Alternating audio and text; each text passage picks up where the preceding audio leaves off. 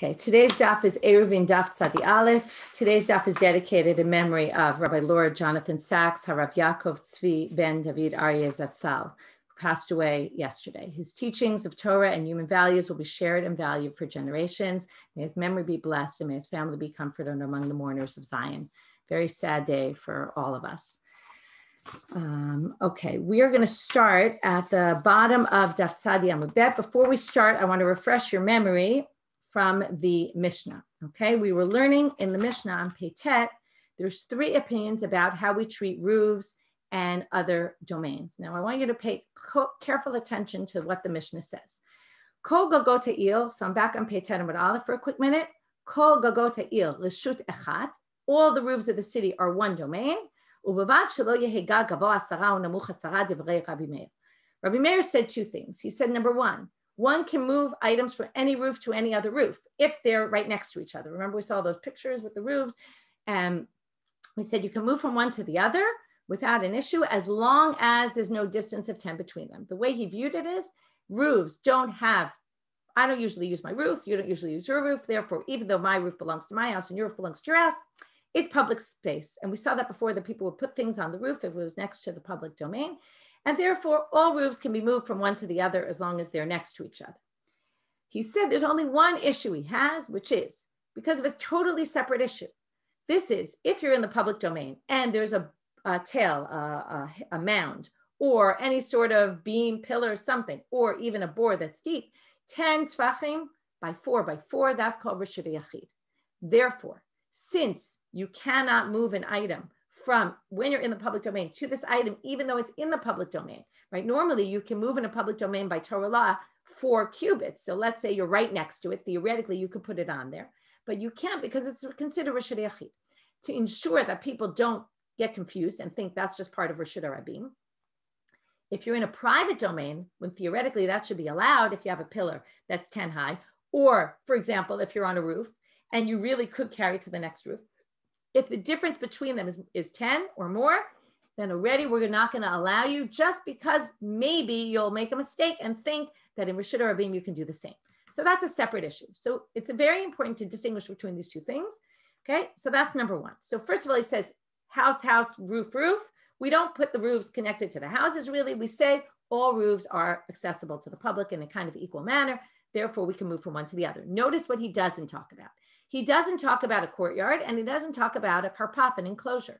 Okay, that's also something very important to notice. Chachamim disagree with Rabbi Meir about one point, and maybe even about the other, we're going to see later. Chachamim omrim kol echad ve'echad reshut b'fnei atzmo. Each roof goes by its house. So I can't carry from my roof to your roof, even if they're right next to each other. And then if you remember, and this is important for the beginning of the daf, if you remember, Rav and Shmuel had a debate. Since mine is considered mine and yours is considered yours, can I carry on my whole roof? Or Rav said, no, even though it's your own, it's not fully your own, and you can't carry more than 4 amma, we treat it like a Carmelit. So that's another thing to remember. Then Rabbi Shimon says, echad gagod, echad chatzerot, echad kapifot, reshut echad hen lekelim sheshavtu b'tochan velo lekelim sheshavtu b'toch habayit. He comes in as the most lenient opinion, and he says one can carry from any one of these to the other without a problem, as long as you don't take items from your house to there. It's only for items that were left out there from the beginning, from before Shabbat. Okay, so notice, he adds in the karpaf and the chatzer, but the other opinions didn't mention it, and that's where we're going to start today. Comes Rav Yehuda, 3 lines from the bottom of Tzadi Amud Bet. Amar Rav Yehuda, kishetimtza lomal, if you really look into it and understand their shitot well, you can come to the following conclusion. And he's going to basically fill in the blanks for us. Okay, and I'm going to pull up the sheet for today to show you how he views this. Okay, so he says, okay, this chart will help you out. The chart at the beginning of the sheet, if you have it, or you want to watch it on the screen. So we basically have the 3 opinions. We did gag legag. That was the one so far that we dealt with. Rabbi Meir says yes. Chachamim say no, because they're 2 distinct properties. Each belongs to the house below. And Rabbi Shimon who says, yes, you can. Then we have Rabbi Shimon who basically says, chatzer lechatzer, karpaf lekarpaf, gag lechatzer, gag lechatzer, or chatzer to karpaf. All of those Rabbi Shimon allows. But now we're going to see what do Rabbi Meir and Chachamim say in all those cases. So he says, l'chashatim salomar, l'divrei Rabbi Meir, gagin reshut la'atzmam, chatzerot reshut la'atzmam, karpifot reshut la'atzmam. he basically says, chatzer to chatzer, you can carry. Karpaf to karpaf, you can carry. Just like roof to roof, you can carry, even though there's separate houses underneath and there's separate owners. Likewise, 2 courtyards owned by different people. If there were, again, it would have to be kelim that were in the courtyard before. You can move from one courtyard to another. Karpaf, you can move to karpaf, because basically what's the idea here? All of those have the same use to the owner, right? They're not used by the owner in the same manner.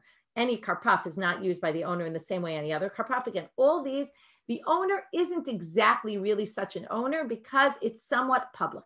Now, somewhat public could be 5% public, 20% public, 60% public, right? We don't know the percentages, but what he's basically saying is each one is distinguished from the other in terms of its usage.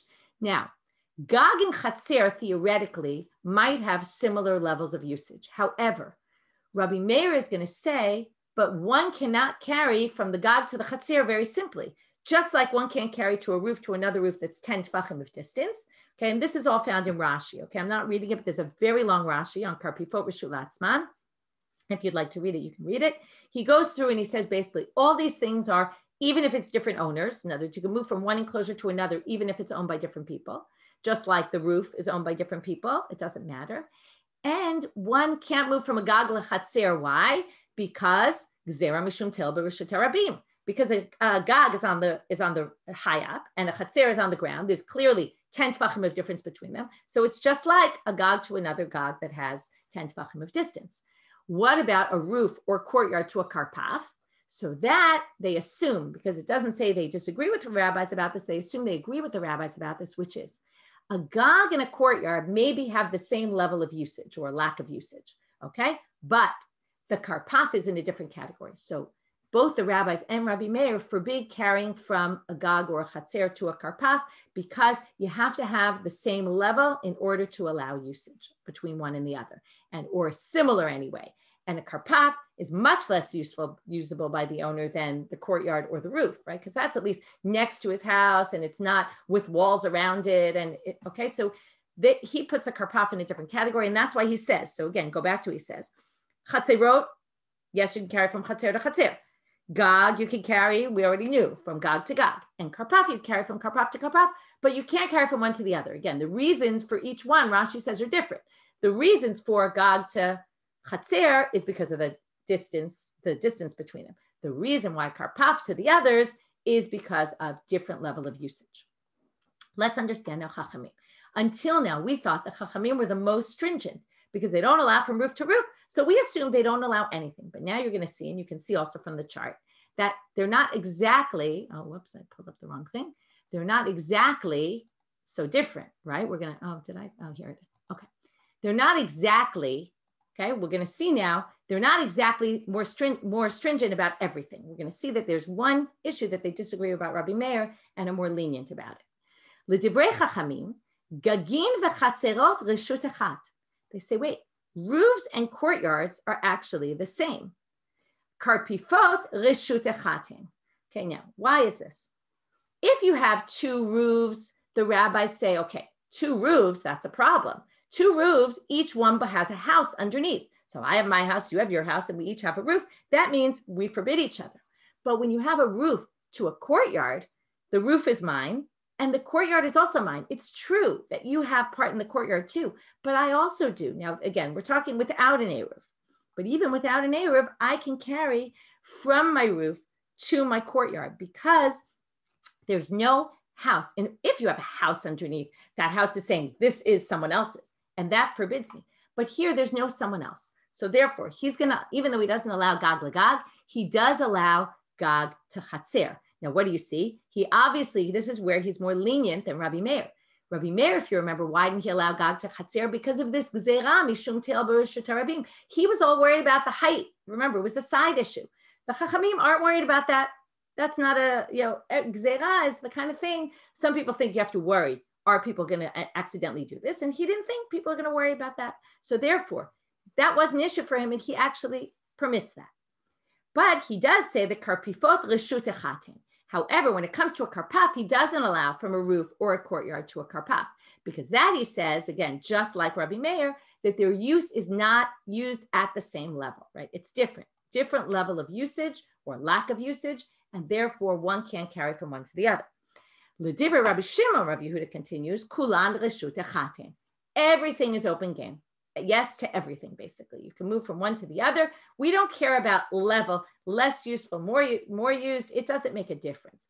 All these areas don't have full ownership of the owner on them because other people use them, and that allows everyone to carry from one to the other. Again, this is only, remember, if they're next to each other.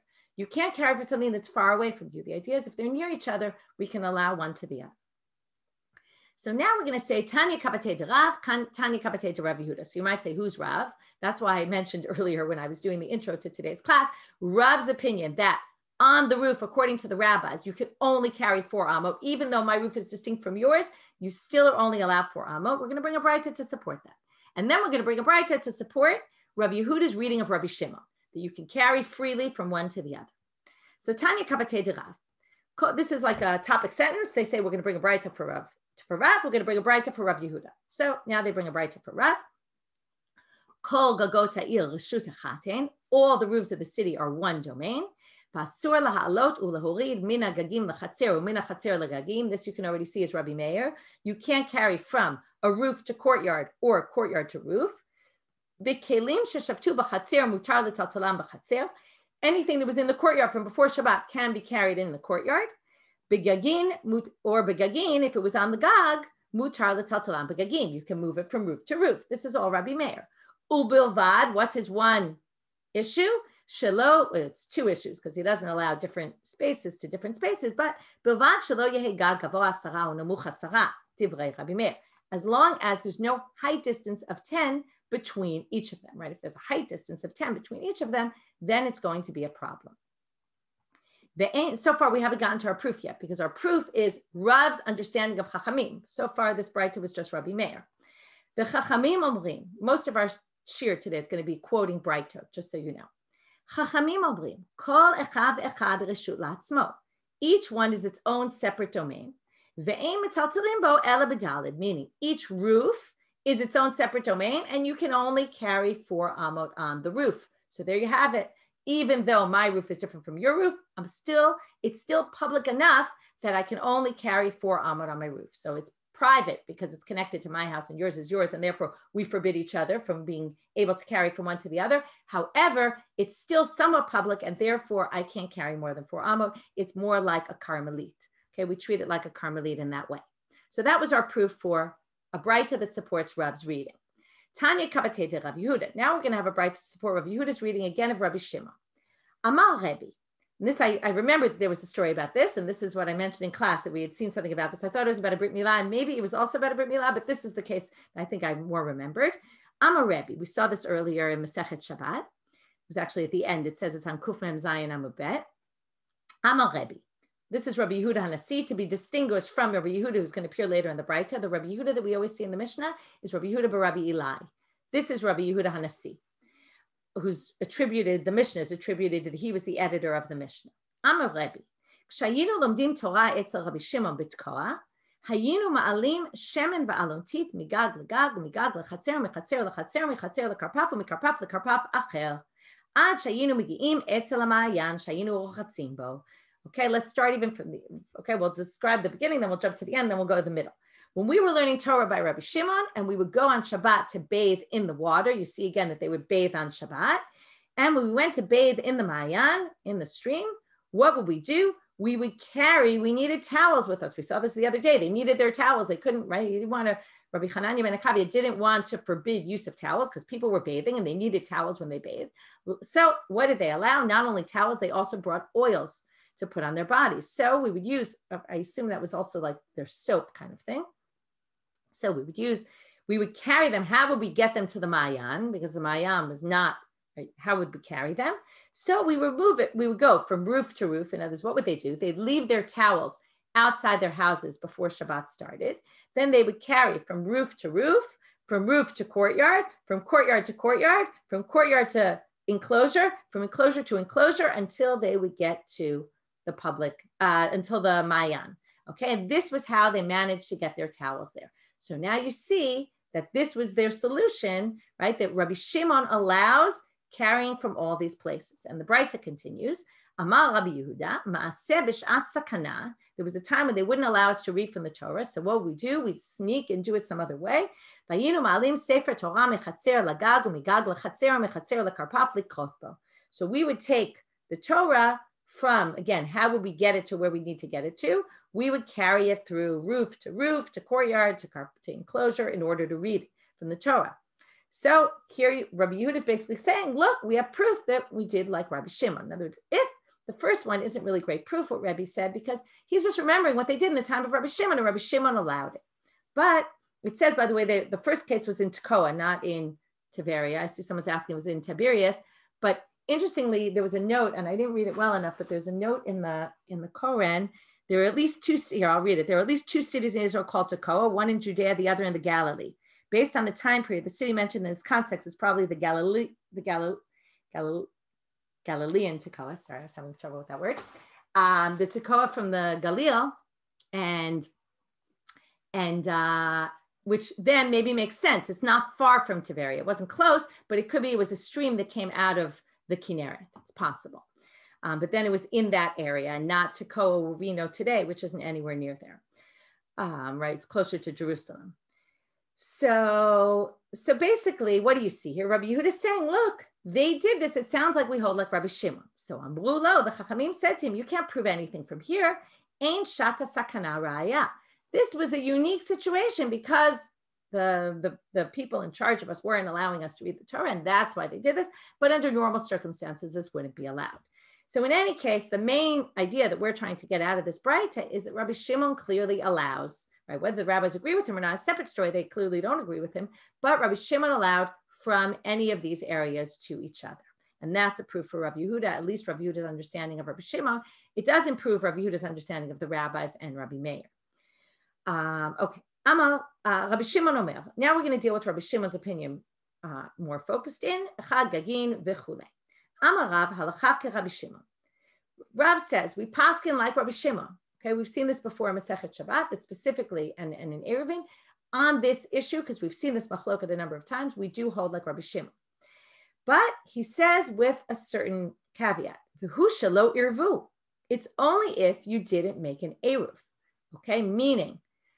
What's the issue here? Aval irvu lo. If they made an eruv in their courtyard, you can't even carry things that were in your courtyard to enclosure, etc. Why?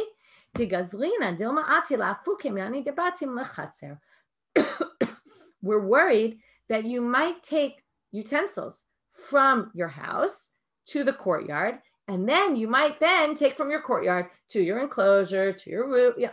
Basically, we're nervous that you might not distinguish between items that were in your house to begin with and items that were in your courtyard to begin with.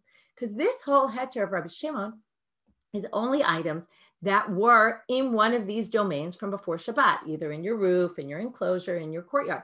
The whole idea here is that it started in a space that didn't belong to you personally. It does, but not 100%. People can access it.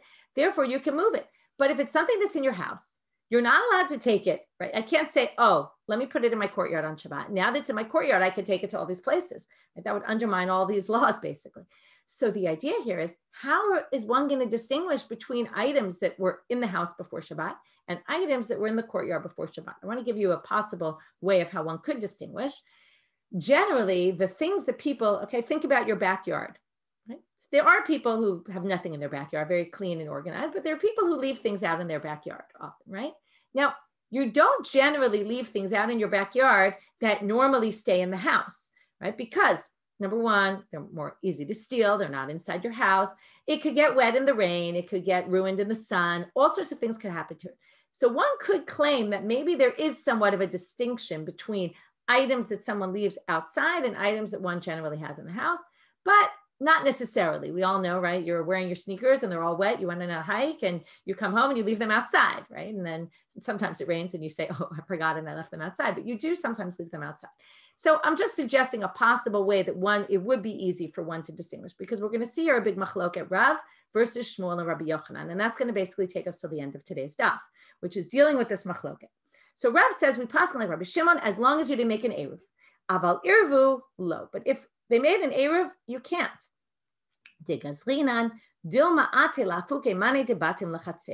Once they make an Eruv, there's this concern that we're going to take Kelim from the house, bring them to the courtyard. We will no longer know what was in the courtyard before Shabbat, what wasn't in the courtyard, and we might take the wrong items out. Shmuel Amal, Bein Ervu, Bein Shelo Ervu. Shmuel says it doesn't make a difference whether you made an Eruv or you didn't make an Eruv. We're not worried that you're going to confuse. This is all, again, a question. What do we think people will get confused about? What are we concerned to make boundaries around, and what are we not? So they have a disagreement about this. Rabbi Yochanan says like Shmuel, and he says in a very interesting manner. He says kind of to Rav, I don't know if he was saying it directly to Rav, but kind of about Rav, Mi lachashcha. Who whispered to you this distinction? I don't know what you're talking about. Bein Ervu, ubein shelo Ervu. It's whether you make an Eruv or whether you don't make an Eruv. Okay, I'll already tell you the structure now, what's going to happen from here till almost the end of the daf. We're going to have a question against Rav and Shmuel, which is a logical question, not from a source. Then we're going to answer it. Then we're going to have a question against Rav. We're going to answer it. Then we're going to have two more, and that's from there, we're going to go all to Breita. We're going to have a Breita that seems to support Rav that's going to question Rav, the first one. We're going to answer it. Then we're going to bring two Breita that question Shmuel and Rabbi Yochanan and kind of support Rav. And we're going to also reject, we're going to answer up those two questions. So that's going to be the structure for today. So, Matkifla Rav Chisda l'Shmuel Rabbi Yochanan. So Rav Chisda comes against Shmuel and Rabbi Yochanan with the very obvious question and says, Yomru shnei kelim b'chatzer achad zeh mutar v'zeh asur. You're creating an absurd situation. You're going to say, I can carry this item, but I can't carry that item. And then we're going to end up with things in our courtyard that came out of our house on Shabbos because there's an Eruv and I can carry them to the courtyard. And then you're going to have things in the courtyard that came out from before Shabbos. Those I can carry and those I can't carry. We're going to start making a very big distinction here between these two cases. It seems crazy, right? It seems like an almost ridiculous thing that I can carry this, but I can't carry that. It seems so strange. So they say, and instead of answering, it's interesting. In this case, all the other questions are brought from Tannaitic sources. This isn't brought from a source. It's brought from logic, right? There's different ways you can question. You can question someone by logical argument, question someone by a source-based argument. Now, you would think that if someone questions you by a logical argument, you'd need to answer with a logical answer. But the answer they bring is from a source. They basically say, we're going to prove from a source that Rabbi Shimon isn't concerned for this. Okay? How are we going to prove it? Rabbi Shimon l'ta'ameh delo gazar. We know that Rabbi Shimon wasn't ever worried that you're going to take items from your house. And as in cases where he allowed you to carry things from your courtyard, he allows it across the board, even though you might accidentally think that there's something, let's say it's very simple. He distinguishes in this other case between items that can be moved versus items that can't be moved. In other words, we're going to see a case where someone can move some items and not other items. So now we're going to see what this is. Ditznam. Amar Rabbi Shimon, and in fact, we've learned this before. Lemaha davar domed. Do you remember this whole thing about when Rabbi Shimon said, what is this case similar to? We were learning about Erev Tchumen, and we talked about three people. One of them, and we have A, B, and C. A and B, their tchum overlaps. B and C, their tchum overlaps, and they're eating food. But A and C is where they can go on Shabbat doesn't overlap. And remember, you can't bring your food either into a space where you can't go for tchum Shabbat. And we said that A and B can eat together, and B and C can eat together, but A can't eat with C, right? They can't share food at all because the food of A can't be in the same place as the food of C. So then Rabbi Shimon there said in the Mishnah, Lema davar domeh, to what is this similar? L'shalosh chatzerot, okay, they have a picture here. It's interesting. Sometimes the pictures, they repeat the pictures of the things we've already discussed, and we already had this picture before, and sometimes they don't, but here they repeat this picture. We have three courtyards, okay? Haptuchot zo lazo, again, A, B, and C. A is open to B, and B is open to C. So A and C, everything's open to one to the other. And they're all ptuchot l'reshut harabim. They all open up to the public domain. V'irvu shtei chitzonot ima emtzait. And remember, the two outer ones, A and B made an Eruv, and B and C made an Eruv together. Hi muteret imahem, v'he mutarot ima. Remember, A and B can carry from one to the other, and B and C can carry from one to the other. At some point, we gave some other explanations to this Mishnah, but right now they're explaining it in this way. They can each carry to each other, but but A can't carry to C. Now think about it, right? Theoretically, if A can carry to B and B can carry to C, then theoretically B could potentially accidentally carry something from courtyard A into courtyard C, because B is allowed to carry in every direction. Velo Gazar, and Rabbi Shimon didn't say, Dilma ate lafuke mani daha chatzer laha chatzer. They said, Rabbi Shimon there wasn't worried that we're going to carry from A to B and from there to C. No, he allows A to B and he allows C to B, even though theoretically one could do that. So therefore, hachanami, likewise in our case, lo gazlina dilma ate lafuke mani debatim lechatzer. We're going to say the same thing in our case. Clearly, he's not concerned about this. Okay, that was our first question. It was a question on, okay, like I said, it was a logical question on Rabbi Yochanan and Shmuel. How can you think that people can distinguish, and why wouldn't Rabbi Shimon be concerned? And they basically say, I don't know why, right? They don't give a logical explanation, but they say it's clear that Rabbi Shimon isn't concerned because look at this other source where Rabbi Shimon isn't concerned for the same type of concern that you would have expected. If he was concerned for it here, he'd be concerned for the same thing there. Now we're moving to a question on Rav. Mativ Rav Sheshet. And here we're quoting from a source. Rabbi Shimon Omer, Echad gagot, echad chatzerot, echad karpifot, reshut echad hem lekelim sheshavtu betochan, velo lekelim sheshavtu betoch habayit. Right? There are 4 kelim that were in your house, in the courtyard. I mean, you can move, but not kelim that were in your house. Iyamar bishlama de Eruvu. If you say it's the case where Eruvu, sorry, I can't remember what I said, but this is a question on Rav, just to make sure I said this right. It's a question on Rav. If you say the case is where they made an Eruv, then the Mishnah makes perfect sense, because what's the Mishnah telling you? Why would Shmuel need to say, don't move items from your house to your courtyard and from there to the next door courtyard or to the enclosure or whatever it is, only if you could potentially take items out of your house because there was an Eruv. But if there's no Eruv, then there's no point to tell you, well, you can't move items that are in your house because you can't move items in your house to your courtyard anyway because there's no Eruv. So therefore, if you're saying it's where they didn't make an Eruv, how could you ever have a case of mane debatim b'chatzir? You couldn't possibly have utensils that were in the house that ended up in the courtyard. So it must be, since our Mishnah, this is our Mishnah that he quoted, since our Mishnah says as long as you don't take kelim from your house all the way out, it must be there's a capability that could happen. And that could only happen if you had an Eruv. You could say it could happen if someone did it against the law, but they're assuming within the law, right? It would have to be a situation that could happen within the law. So this happens sometimes where somebody asks a question and they themselves provide the answer. So now they say, bikumta v'sudra. We were assuming that it has to happen in a way that, right, you can't ever take items from your house into your courtyard unless there's an Eruv. Well, now they say, no, there's another way you could take items from your house to your courtyard even when there isn't an Eruv. Let's say you walk out of your house carrying items in a way that's allowed. What would that be? Wearing them on your body. You're wearing a hat, a scarf, and you walk out into your courtyard, and then you decide, oh, I don't want to wear my hat. I don't want to wear my scarf. You see it's hot out or something, and you take it off and you leave it in your courtyard. Seems like halachically that's permitted, okay? Because you didn't try to carry it from your house to your courtyard, but now your courtyard is still somewhat of a private domain. It's not a fully public domain. So if you took it out of your house in a way that was permitted, wearing it, okay, like your hat or scarf, some of them are Farshim say kind of funny, right? They're obviously talking about a hat or scarf because other items you wouldn't be able to take off, right? Your shirt, you're not going to start taking off in the middle of your courtyard, whereas your hat or your scarf, you would theoretically. Okay, what about women and covering their hair? So, right, one could say, first of all, there's a debate about whether one even needs to cover hair in the courtyard. And you could also say they're probably talking more about men and men's hats and not necessarily women's hats. Anyway, it's an interesting thing, but what do they say? We're talking about hats and scarves and items that could theoretically have been taken out in a permitted manner, left in the courtyard, and then maybe those items we would be concerned about. And therefore, Rav could answer, I could read the source, even according to me, that it's only when they didn't make an Eruv. But if they made an Eruv, Rabbi Shimon's not going to allow it. Now we're going to have 2 sources that, again, they're going to prove Rav and knock out Shmuel and Rabbi Yochanan. But again, we're going to answer them according to also Rabbi Yochanan and Shmuel. Tashma, come and learn from this source. Anshe Chatzer v'anshe Merpeset. This is a Mishnah that we saw, but it's actually quoting from a Braita, not a Mishnah, because it's going to have a continuation that our Mishnah didn't have, and that's going to be the important part. Anshe Chatzer v'anshe Merpeset sheshachachu v'lo irvu. If you remember the people on the top level, and we saw this just a few days ago, I'll pull up the picture. The picture is, I live upstairs, you live downstairs, right? There's a ladder leading to my merpeset.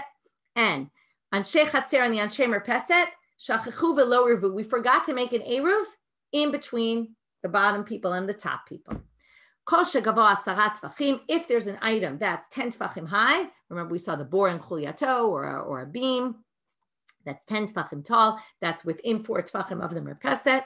We said that goes la merpeset. That belongs to the people in the merpeset. They can access it. This is all when we had that whole sugya about it's more accessible to the Anshe Merpeset, to the people on the porch, than it is to the people below. Since they have easier access, they get to use it. And anything pachot mikan, if it's less than that, la chatzer. That was all what was quoted on our Mishnah. But the bright here continues. Bamed dvarim amurim. What's the scenario here? Shahayu elu shel rabim ve'elu shel rabim ve'irvu elu latzmam ve'elu latzmam. It's a case where the porch belonged to a lot of people. There were a number of different houses there. You can see from the doors here, there are a bunch of different doors that exit into this merpeset. And they all made an eruv with each other. And the courtyard also had a number of people living on the bottom floor, and they all made an eruv together. Oh, shel yichidim, or it was just individuals who lived there. It wasn't many people. I lived upstairs, you lived downstairs, which there was no point. We didn't need an eruv. She'ein tzrichin la'arev. Aval. Hayu shel rabim, but if there were many people in the merpeset and there were many people in the courtyard, v'shachachu v'lo Eruvu, and they didn't make an eruv with each other. Forget about that. Obviously the merpeset didn't make an eruv, the people there with the people downstairs, but they didn't even make a merpeset among themselves. V'lo Eruvu, then gad v'chatzer v'achsadru merpeset kulan reshut echadhen. Okay, if they didn't make an eruv, then all these spaces one could carry from one to the other. You could carry from the roof to the courtyard, to the achsadra, the portico, or to the merpeset. In other words, all these spaces are what we call non-used spaces very much. So therefore, if they didn't, now what do you see here? Tama dilo irvu, hat irvu lo. It says only if they didn't make an eruv. If they didn't make an eruv, then we're not worried they're going to take items out of their house and carry them to these other places. Therefore, one can carry from all these places to each other. But if they did make an eruv, then we obviously can't. And that seems to prove perfectly Rav's opinion and go against Shmuel and Rabbi Yochanan. So what are they going to say? Now, one thing that you probably didn't notice, but that would be assuming that this was Rabbi Shimon's approach. Now, they assume it's Rabbi Shimon. Why do they assume it's Rabbi Shimon? Because it says you could carry from Gad to Chatzer, Tachsadra to Merpeset. It sounds like Rabbi Shimon, who allows carrying from one place to another. However, if you didn't read closely, you missed something very important here. What doesn't it say? It doesn't say karpaf. It doesn't say enclosure. And if you go back to the beginning of the shir, what do we say? Even the rabbis allow Chatzer to Gag, all that. So the proof here, remember, we're trying to prove Rav's understanding of Rabbi Shimon against Shmuel and Rabbi Yochanan's understanding. In order to say that this is, that Rav is right about this, you'd have to say that the person, the Tana here, is Rabbi Shimon. And that's their first assumption, that it's Rabbi Shimon. But now the Gemara is going to say no. Hamane Rabbanan. This source is the Rabbanan's opinion. It's not Rabbi Shimon's opinion. Daikanami, and we can prove it from the fact that lo katane karpaf umavoy. It doesn't say karpaf and it doesn't say mavoy. Now, we haven't seen mavoy yet. We're going to see mavoy in the next source, but let's just deal with the karpaf right now. If it had been Rabbi Shimon, it would have said you could even carry to a karpaf. Okay, look back at the sheet, at the chart from the beginning of today's daf. What does it show here? Gad to Chatzer, the rabbis say you can carry, because remember, they're not worried like Rabbi Shimon, like Rabbi Meir, about the Gzeirah Mishum Tel B'Rishut HaRabim. You can carry from a roof to a Chatzer because roof and Chatzer are the same lack of use level, okay? And presumably also the Achsadra and the Merpeset, they're all the same level according to the rabbis. So you could say that this source is the rabbis and has nothing to do with Rabbi Shimon, and that the rabbis only allow it if you made an eruv, but not if you didn't make an eruv. But if you made an eruv, then the rabbis wouldn't allow it. Okay, Shma Mina. So therefore, since it doesn't say karpaf or mavoy, we assume it's not Rabbi Shimon, and then it has nothing to do with our case. Next source to knock out Shmuel and Rabbi Yochanan. This is our last source, and prove Rav. Tashma. Let's learn from here. Chamesh chatzerot haptuchot zo lazo uptuchot lamavoy. It's also a source we saw before. We have 5 courtyards. Each has, let's say, 2 houses. each courtyard, there are 5 in a row, each one opens up, A opens to B, B opens to C, C opens to D, D opens to E, and all of them have their own separate exit to the alley. So it's a shared alley with all of them, and they all have equal access to the alley, as opposed to, remember, the pnimi and the chitzoni, the inner and the outer. So they all have equal access. Shachichu, so they're all ptuchot zalazel and ptuchot lamavoy. Shachichu kulam velo irvu. If they didn't make an eruv, it's unclear what exactly it means. Okay, they didn't make an eruv. There's 2 options. Okay, we're going to see later. But either they didn't each make an eruv chatzerot in between, all of them, or which really is a shituf mevo'ot because they all share a mavoy. Or more likely, they didn't make an eruv within the 2 houses in each courtyard, right? There's no eruv there. So what does it say here? If shachachu kulam velo irvu, they didn't each make their own eruv chatzerot. Asur lachnisu lotzi mechatzer lemavoy u'min hamavoy lechatzer.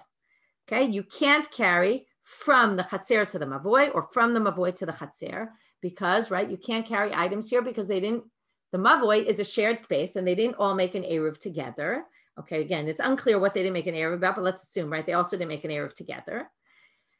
But now what do they tell you? V'kelim sheshavtu b'chatzer mutar letaltalam b'chatzer. But kelim that were in the courtyard from before Shabbat, you could actually carry in the chatzer, ubimavoy asur, but you can't carry them out to the mavoy. The Rabbi Shimon matil. Rabbi Shimon says, of course you can.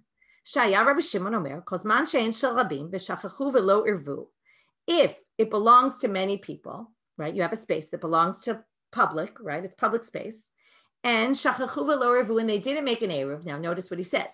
If they didn't make an eruv, again, we're assuming they didn't make an eruv within their houses.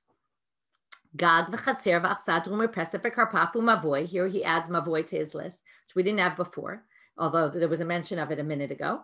Kulan reshut echatin. What do you see? You can carry from one to the other very easily. There's no problem. But in what scenario? Kishelo irvu. This proves Rav that it's only when they didn't make an eruv, each 2 houses with each other, then any kelim that were in their joint courtyard, right, in their courtyards, they could carry to the mavoy, right? They could carry anywhere they want. As opposed to Chachamim who said they couldn't. They say they could carry anywhere they want. So ha'irvu, lo, right? But it sounds like tama de lo irvu. He says specifically if they didn't make an eruv. Sounds like ha'irvu, if they did make an eruv, you wouldn't be allowed to because again, we'd be worried. Maybe you'll take items from your house out into the courtyard because it's allowed. And from there, you might take it out into the mavoy or the neighboring courtyard. So in order to reject this as a question against Rabbi Yochanan and Shmuel, they say, my lo irvu chatzerot bahade hadade, ha chatzeru batim irvu. No, lo irvu means these chatzerot didn't do an eruv together. It's just that, right, the houses made an eruv, but the courtyards didn't make an eruv. And he comes to teach you, even though they didn't make an eruv, if the items were in the courtyard, one's allowed to carry to the mavoy. Because again, according to Rabbi Shimon, courtyard, mavoy, they're all semi-public spaces. It doesn't matter whether one is less used by individuals or more used. It doesn't make a difference. You're allowed to carry.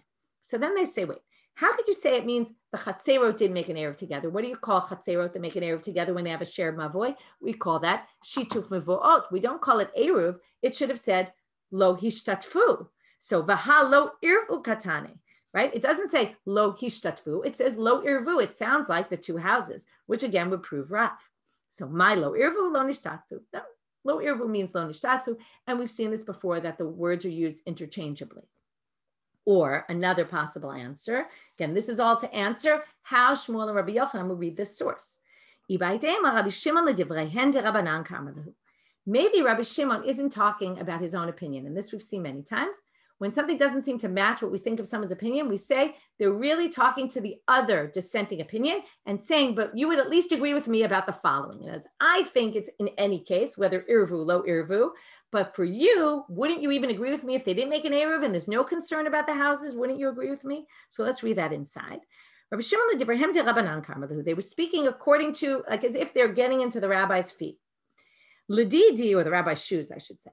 L'didi lo shna irvu lo shna lo irvu. According to me, it doesn't make a difference. Irvu lo irvu. I'm not worried about that whole gzera. But ela lididchu. But according to you, who don't think you can usually carry, odu li miyad, at least admit to me. Tehecha de lo irvu reshut achati.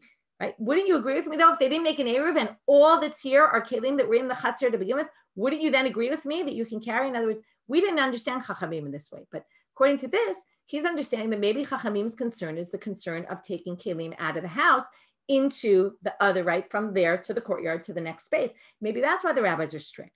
And the rabbis answer him, no, that's not what we think. You're mistaken about our opinion. We think it's different domains and different levels of usage, and that's why we forbid it. Nothing having to do with kelim in the house. But in that case, this isn't really Rabbi Shimon talking. Even though it's Rabbi Shimon trying to get into the minds of the rabbis and trying to suggest to them, wouldn't you agree with me? Okay.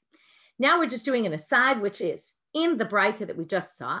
We started with 5 chatzero ptuchot zalazo, ptuchot lamavoy.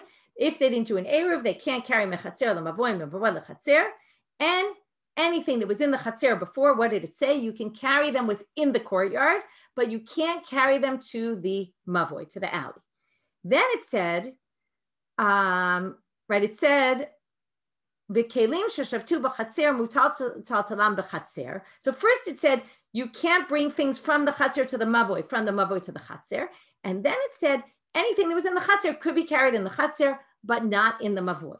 So now they want to understand this line, not in the mavoy. First, they understand that what does that line mean? It says, kelim that were in the chatzir, you can carry in the chatzir, but in the mavoy, it's forbidden. What in the mavoy is forbidden? So first, they think it means any items that were in the mavoy before Shabbat can't be carried in the mavoy, meaning the mavoy is more like a public space, like a karmel that you can only carry 4 amot, you can't carry in the mavoy. So they think this must support the line that Rabbi Zera said in the name of Rav. Right? He said, if you didn't do shitu v'voot, even if it was something that was in the mavoy, normally, what does it allow you? It allows you to carry things from your chatzir to the mavoy. But the mavoy itself, if they didn't do shituf, you also can't forget about it. You can't carry from one to the other. You also can't even carry 4 amot in the mavoy. So then they say, no, doesn't necessarily prove that, because instead of saying bimavoy asur, what it means to say is ema ulimavoy asur. What it means is, again, read the line again, kelim sheshavtu b'chatzel, things that were in the chatzir to begin with, before when Shabbat started, mutar letatalam b'chatzel ulimavoy asur. You can carry them in the courtyard, but you can't take them out to the mavoy. Then it doesn't teach us anything about what Rav was talking about, because Rav was talking about things that were in the mavoy before Shabbat. Here we're talking about you can't carry from the chatzir to the mavoy. So I say, but that makes no sense to say the Braita says that's because Chanu Reisha. That was the line just before it. It said you can't carry things from the chatzir to the mavoy, from the mavoy to the chatzir. And then we'd be saying that again, the next line, that doesn't make any sense. So they say, no, you could actually say it twice. And why? Mishnah Yatera, it's Chale. They needed to say it twice. For what reason? Mao detema ki plige Rabbanan ale de Rabbi Shimon, hanimi lehecha de irvu. Aval hecha de lo irvu modele, kamash malan. You might have thought that the rabbis argue with Rabbi Shimon, right? And they say only if irvu, but hecha de lo irvu, maybe they would agree. So now they're going to say, they repeat this twice. You can't carry from the chatzir to the mavoy. You can't carry from the chatzir to the mavoy. Why do we say it twice? One to teach you when you didn't make an eruv, and one to teach you even when you made an eruv. I'm sorry, the opposite. When you made an eruv, you can't. And not only when you made an eruv, you can't, because we're worried about the things from the house to the courtyard. No, that you'll take to the mavoy. No, even if you didn't make an eruv, still we're going to forbid you, because again, this has nothing to do with gzera. Maybe you'll take kelim from the house into your mavoy. It's because mavoy and chatzar are two different. Again, we're going to end where we started. They're two different levels of usage, and therefore one cannot carry to the other. They're considered two distinct things, and you can't carry from one to the other. That's it for today. Shavua tov to everybody.